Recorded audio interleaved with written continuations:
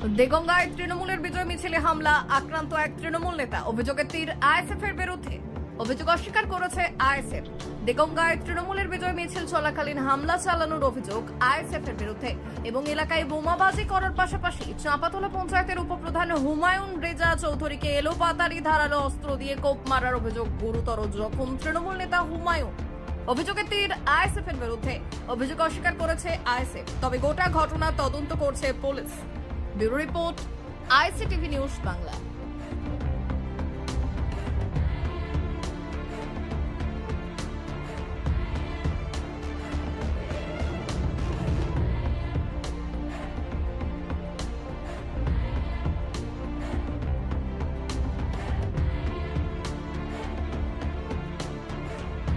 ঘটকপুকুরে এই প্রথম বিডি অফিসের কাছে কলকাতার সমমানের সিটি ডায়াগনস্টিক সেন্টার। এখানে কম খরচে প্রতিদিন রক্ত পরীক্ষা, এক্স-রে, ইসিজি, ইউএসজি, ইকোকার্ডিওগ্রাফি এবং পেটের ছবি করা হয়। এছাড়া বাড়িতে গিয়ে রক্তের নমুনা সংগ্রহ করে টেস্ট করার সুব্যবস্থাও আছে।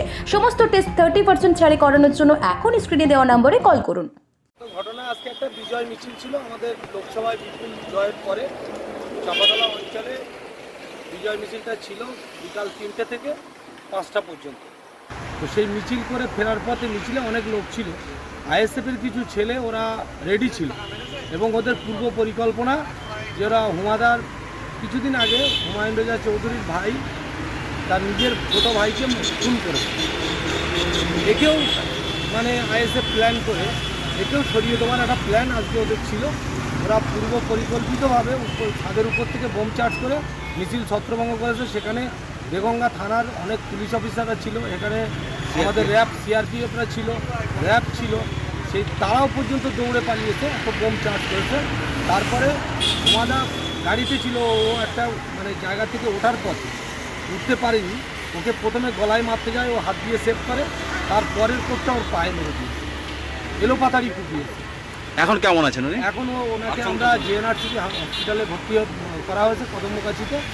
এখন আশঙ্কাজনক অবস্থায়। এই হুমায়ুন রাজা চৌধুরী কি পদে আছে বা কি? উনি আমাদের প্রাক্তন প্রধান ছিল গতবারে, এবারে আমাদের চাঁপাতলা অঞ্চলের উপপ্রধান এবং উনি চাঁপাতলা অঞ্চলের লিডার।